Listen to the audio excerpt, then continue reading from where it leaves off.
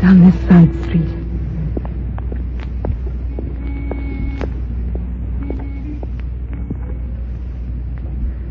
Up these steps. Here's the door.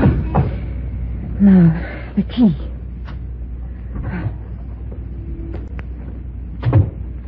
Dark enough. Now then, along here. He's in his office. There's a light under the door. Who is it? Who is it? Why, Paula. Yes, Max. Paula. Remember? Why, this is nice. You didn't expect to see me back, did you? So soon. Well, it's after office hours. That's right, Max. No one around. What's on your mind? Do I have to draw a map? What the... Don't move. Where did you get that? Stay right where you are, Max. You wouldn't shoot. Listen, I'm sorry over the way things turned out. It's been tough for And you. now it's going to be tough for you. Paula, you wouldn't... Don't stop!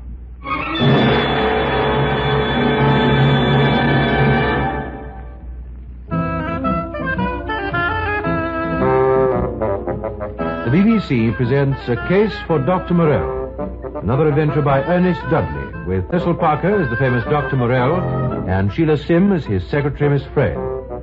Confession of Guilt.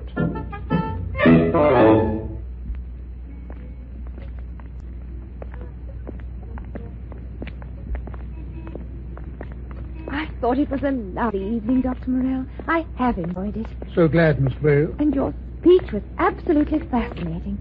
What a shame Inspector Hood was called away in the middle of it. I noticed a waiter speak to him, and he left the table. He didn't come back either. Some urgent matter has arisen, no doubt.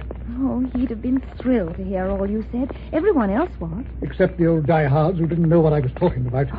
Yes, Dr. Morelle. Oh, look, a police car. I had already noticed it. Outside this office. Well, I wonder... Well, I know the driver. He drives Inspector Hood. Good evening, Miss Frayle. Good evening, Dr. Morelle. Hello. Good evening. Is something going on? Nothing very special. Suicide. Oh, dear. You come from the big do that Inspector Hood was at. The legal and medical dinner. He got called away to do this little job. I see. Here comes Inspector Hood now. Hello, Miss Frayle.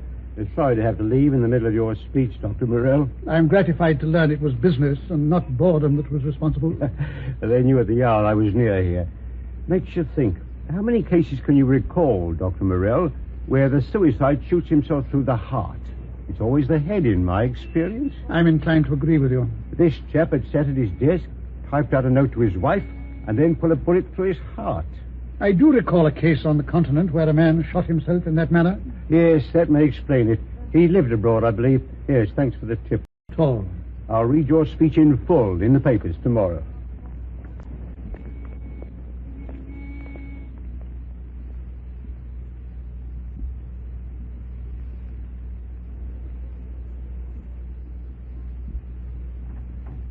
Oh, Sarge. Good morning, Inspector. I just come from Mrs. Power's flat. Did you get much?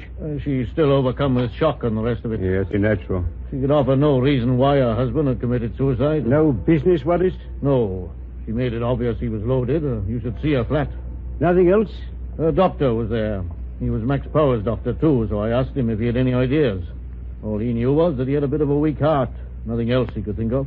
They sometimes do it for no good reason. This must be one of them, I suppose. What is it, Inspector? Oh, nothing, really. It's only that shooting himself through the heart. Still, he could have picked up the idea through living in France or something. Could be. That was what Dr. Morelle seemed to think last night.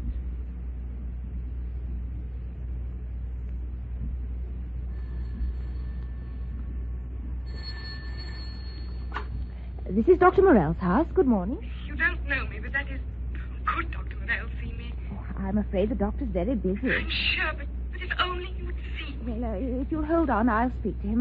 What name shall I give? Paula Webb, Miss Paula Webb. Well, just a moment, Miss Webb. I'll ask Dr. Morelle. I'm desperate. It's a matter of... Life and death. If you'll hold on, please. Someone wants an appointment, Doctor. Miss Paula Webb.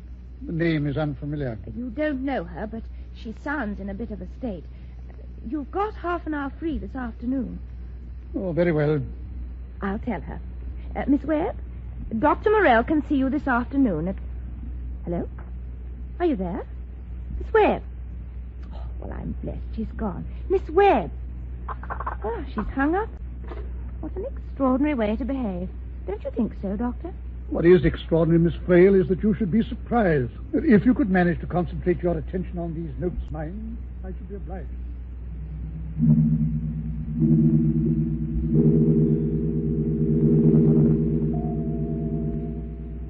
Why didn't I have the courage? Why did I ring off like that? Perhaps it never happened. It was only some dreadful nightmare. The police couldn't have made a mistake like that. That's what it says in the papers. Max Powers was found dead in his Park Lane office last night. An automatic pistol was found by his side. Mr. Powers had left a letter addressed to his wife. Max Powers built up the Mayfair fashion house with which his name was associated until it rivaled the most... Oh, there it is. If only I could believe it, but I can't. I must tell someone or I shall go crazy. I can't phone Dr. Morelle again. I can't. But I've got to see him. I've got to get this off my mind.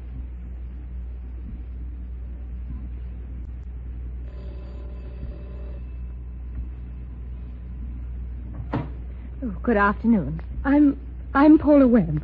Paula Webb? Oh, why, it was you who phoned this morning. Yes. Can I see him? Dr. Morelle? Now? Please make him. I make him? You don't know Dr. Morelle. If I'd phoned, I should have rung off again. Well, perhaps you'd better come in. Thank you. Miss Webb? Yes? You will stay there. I'm after that phone business. I don't want to tell Dr. Morelle you're here and then... I won't run away. I promise. Oh, well, that's all right then. Oh, dear, I know he'll bite my head off. Since a clear understanding of the results of the lie detector technique depends upon a recognition of the various blood pressure and respiration changes recorded by the instrument... Dr. Morelle, I'm so sorry to interrupt you, but... What is it? It's Miss Webb. While the lie detector records certain bodily changes which may or may not be... Whom did you see, Miss Frayle? Miss Paula Webb. Has she an appointment? Well, not exactly. Well, either she has or she hasn't. Well, she phoned about it this morning, but she didn't wait and she rang off again. Very well. I will allow myself to be persuaded by you. You'll see her? Oh, thank you. I'll go and tell her. She'll be so good. Just relax, Miss. Relax. Yes, Doctor. And tell me quite quietly from the beginning. I went to work for Max Powers 2 years ago.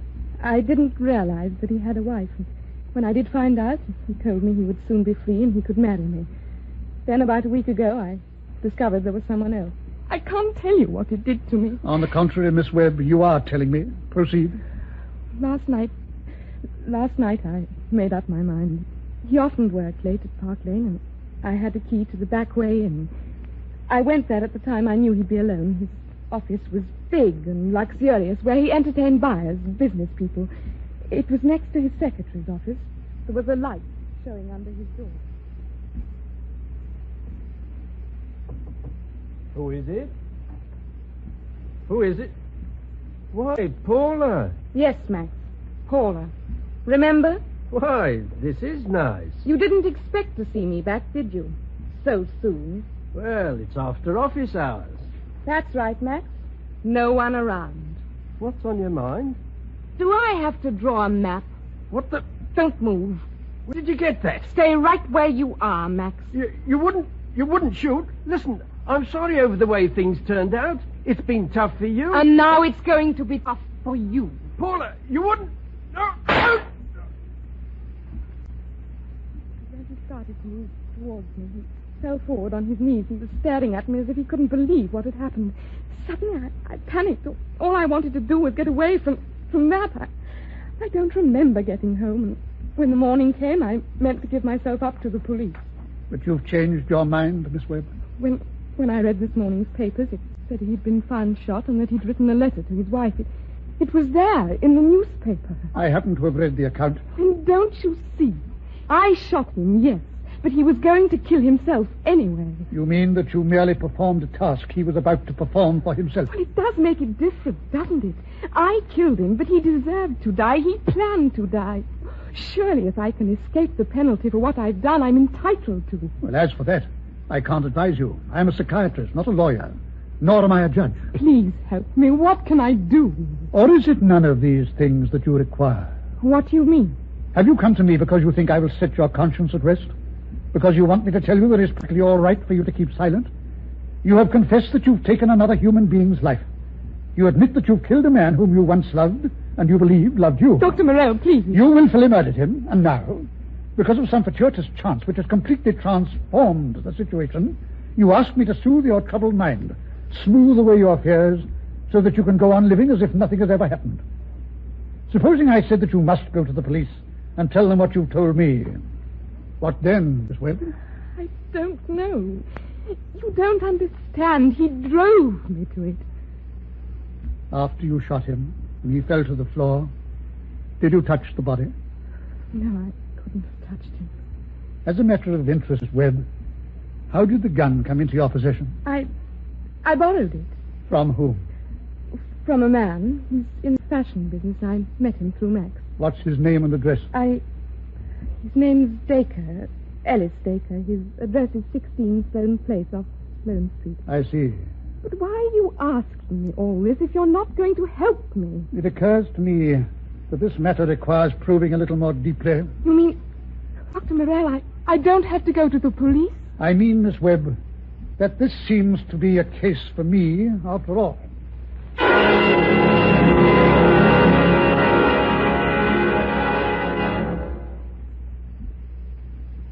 As I said when this inquest opened, members of the jury, you are here to inquire into the circumstances surrounding the death of Mr. Max Powers. All the relevant witnesses have been called. You have heard all the evidence. And now it is your duty to give your verdict as representatives of the public. You've listened carefully, I'm sure. And it is quite plain how this unfortunate man met his death. Was he so tormented by some secret fear or anxiety which rendered him emotionally unstable at the time that he decided to take his own life? That is what you have to decide. Now, will you please retire and consider your verdict?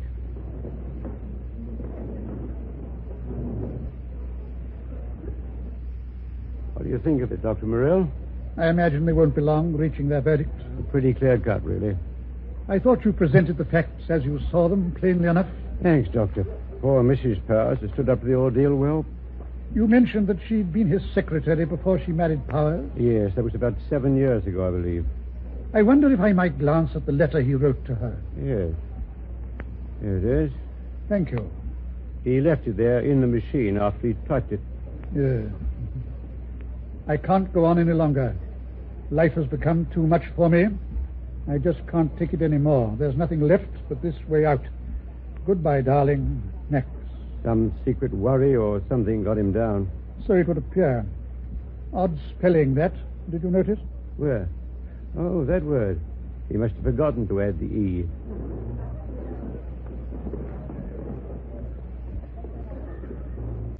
Yes, you were right, Dr. Morelle. The jury haven't taken long. Mrs. Powers has gone very pale. Members of the jury, have you considered your verdict? Yes, sir. We find that Max Powers killed himself while the balance of his mind was disturbed. Mrs. Powers, are you all right? Let me help you. She's fainted, Dr. Morelle? Yes. It's been pretty grim for her, poor thing. Open that window, will you? Get some air to her.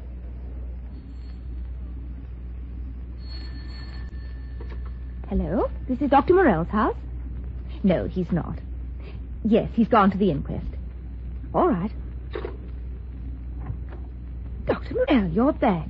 Observant of you. Those newspaper reporters have never stopped phoning. Was the verdict suicide? That foregone conclusion. The coroner not being in possession of certain facts known to us. I've had an idea. Some coffee, Miss Frayle, don't you think?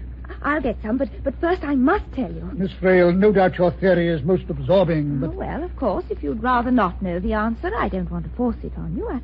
I mean, just plod on in your own way. Thank you. I want to make a few notes. And then perhaps I could have some coffee. All right, I'm ready to take notes. At the inquest this morning, Inspector Hood reaffirmed what he'd mentioned to us in Park Lane the night before last, making crystal clear what I'd already surmised, which was that Max Powers was found not in his own office, but in his secretary's adjoining. Obviously. And on the face of it, that he had taken his own life. Yes, but... I am gratified that you agree with me. But against this apparently indisputable evidence, we have Miss Webb's revelations. But it's so perfectly simple. She made the whole thing up. She's madly infatuated with him. She got this guilt complex because of the wife. Well, this is fascinating. You appear to have overlooked the fact that Miss Webb's action was premeditated. She borrowed a gun for the purpose. Oh, I hadn't thought of that. Every word of her account rings true. That is where its significance lies. She described how she shot Powers in his office. He fell to the floor, and yet he was discovered at the desk in his secretary's office next door. It's Dr. Morelle who moved the body. And why? I just thought of something. She did fire at him, as she said, but she missed. I had considered that possibility and rejected it. Oh dear. There would have been visible damage caused by the bullet. The police found only one bullet in the deceased. Oh, I just don't understand it. Which reminds me, since I'm not going to get that coffee... Oh, Doctor. It's too late now. There's something more pressing. Yes, I think perhaps you'd better accompany me. Where are we going? To 16 Sloane Place. That's where Ellis Dacre lives. The man who lent her the gun. Precisely, my dear Miss Frayle. How dumb of me not to recognize you at once, Dr. Morelle. I've heard and read a lot about you. This is Miss Frayle, my secretary. How do you do? Delighted to meet you, Miss Frayle. What a charming photograph you have there. Why, it's her.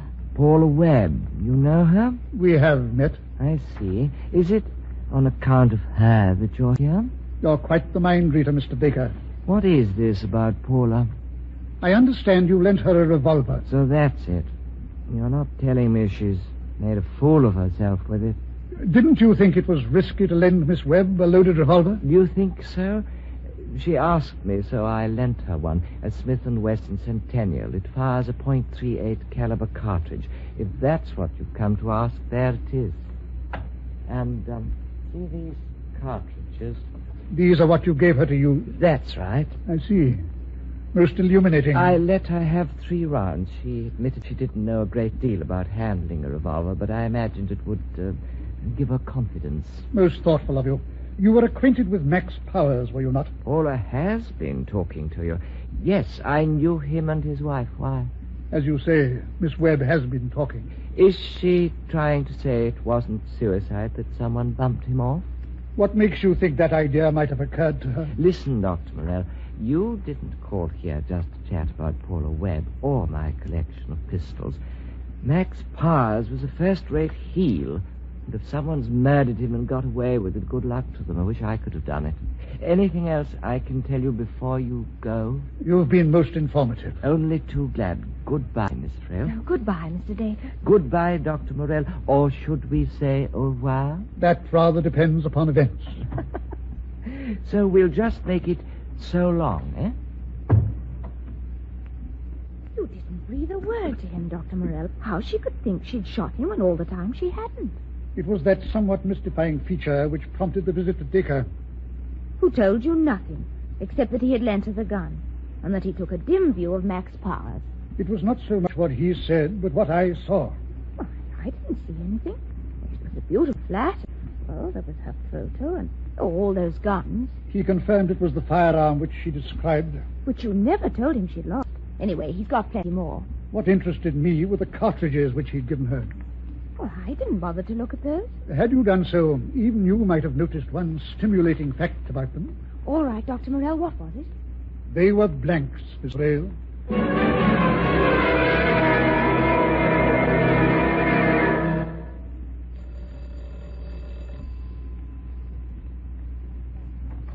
Oh, Miss Webb. You've got to see him. Miss Webb, come back. Oh, Dr. Morelle will be annoyed.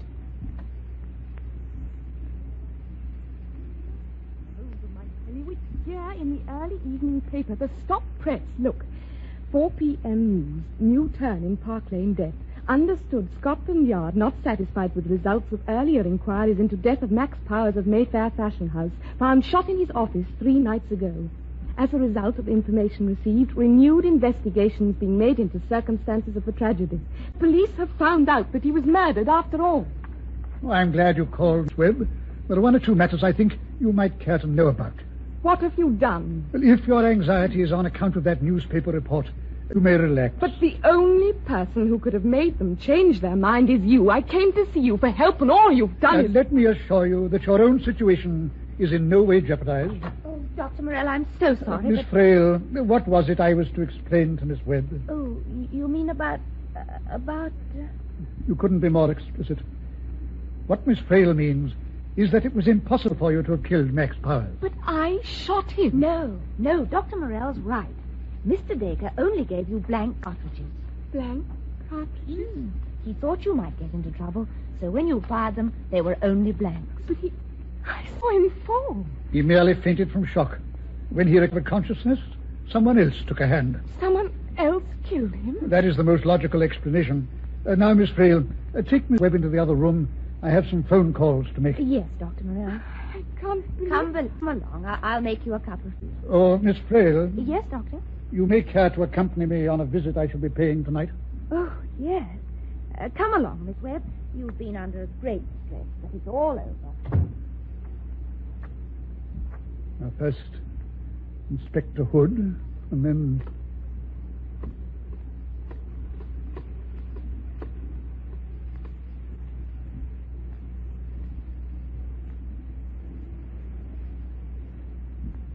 Taxi!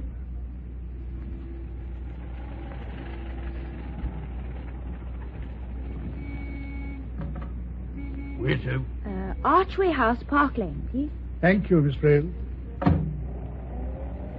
don't think anything will go wrong. I fail to see why. The trap has been carefully baited.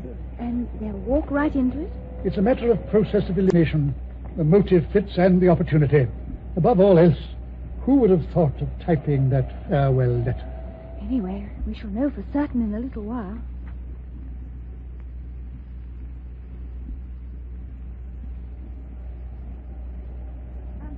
This corner, please, driver.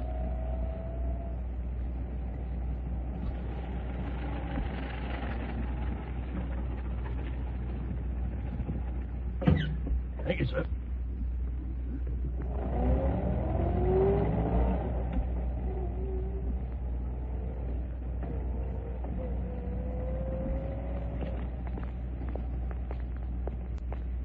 These are the steps to the back way in. You got the key? Oh, it's very dark. Would you prefer it if I left you here? Oh, no. I'll come with you. I'm flattered by your trust in me. The office will be this way. Oh, it's awfully eerie. This is the door. I suppose we can't switch on the light. You suppose right. What do we do now? Wait. I didn't know it was going to be quite like this. Quiet. What is it? Yes. Footsteps.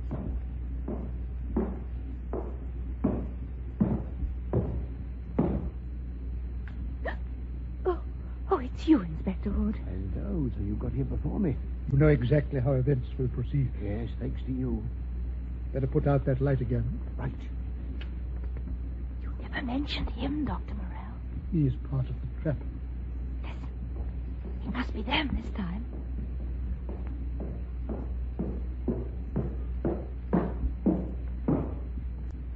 Is anyone there? It's her. All right, Hood. Good evening, Mrs. Powers. What is this? Why, you're Dr. Morelle. I regret having to disappoint you. So it was you who phoned me. You who pretended you thought you could blackmail me. I had to get you here by hook or by crook. You've got nothing to be afraid of. So what have you got me here Just for? to type a little letter. What are you talking about? You can type, can't you? Even with your gloves on, in order not to leave any fingerprints. I don't know what you're getting at. I'll tell you what to put. Just a very brief letter. Miss Frayle, put some paper in the machine. Yes, Doctor. It's up to you, Mrs. Powers. If you're innocent, you've got nothing to fear. Of course I'm innocent. Max killed himself. Then take a letter. Very well. I can't go on any longer. Stop. Life has become too much for me. I guess I just can't take it anymore. Stop. There's nothing left but this way out. Stop. Goodbye, darling. Max. This is what he wrote. Is it? Isn't it what you wrote? Good. There it is again. Goodbye, darling. And you typed it the same way. G-O-O-D-B-Y without the E. What do you mean? I've always... Exactly, Mrs. Powers. You've always spelled goodbye without the final E.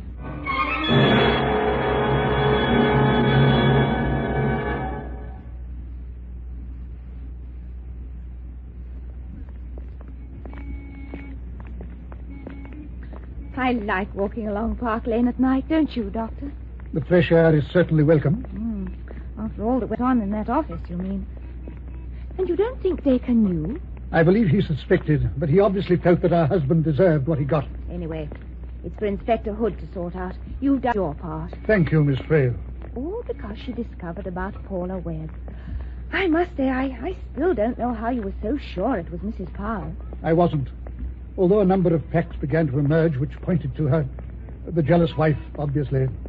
Her reaction to the verdict at the inquest. Did she faint at the knowledge that she was unsuspected? Then I telephoned her, masquerading as someone who had discovered the truth, and that she would have to buy my silence. When she agreed to talk it over with me, I was shocked. Fancy her meeting you at the very place where she shot her husband. Don't you understand, my dear Miss Frayle? Of course I do, Dr. Morelle. How do you mean? She had to return to the scene of her crime. Like any other criminal, she found herself subconsciously impelled to give herself away. Oh, I see. She had to confess. Just as with any criminal, an inner compulsion forced Mrs. Powers to bring upon herself her own doom.